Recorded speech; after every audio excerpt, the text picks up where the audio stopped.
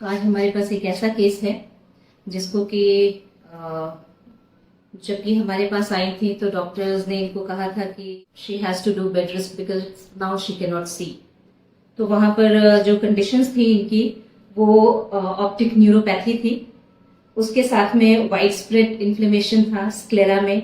Sclera कहीं कहीं पर थिक हो गई थी, कहीं कहीं पर थिनिंग हो गई थी उसकी। ऑप्टिक नर्व में पेलनेस थी जिसके कारण पेशेंट को दिखाई बिल्कुल देना बंद हो चुका था।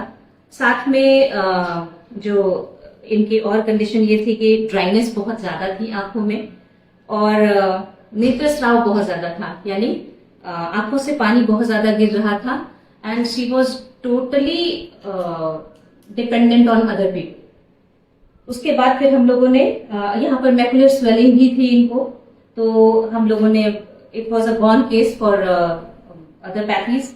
तो फिर हम लोगों ने यहाँ पर इनका मेडिकेशन भी शुरू किया, ओरल मेडिकेशन, और साथ में हमने नेत्र तर्पण शुरू किया। नेत्र तर्पण की प्रक्रिया हम करने जा रहे हैं और यहाँ पर हम आटे का अलाव अच्छे से बनाएंगे। यहाँ पर हम देख रहे हैं जो अक्षि तर्पण या नेत्र तर्पण की प्रक्रिया है, उसमें हम जो ऑयल है उसको हमेशा इनर कैंथस या फिर फोरहेड पर गिराएंगे थपनी पर, ताकि अगर ऑयल गर्म हो, टेम्परेचर अगर पेशेंट के सहने लायक हो या नहीं हो ये डिपेंड करेगा। तो पेशेंट से पूछ लेना है और उसके बाद हमें इनर कैंथस में गिरेगा ताकि धीरे धीरे वो स्प्रेड होगा। तब पेशेंट को बोलना है आंख खोलने के लिए, आंख खोलिए बंद कीजिए, खोलिए बंद कीजिए। पेशेंट क्या क्या फील कर सकता है इस बीच में?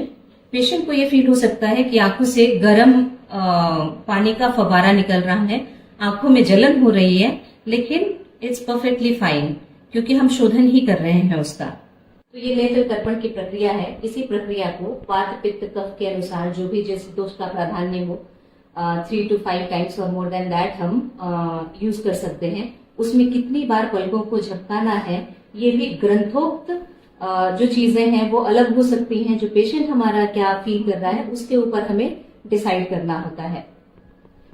इस प्रक्रिया को 3 से 5 बार हम दोहराएंगे।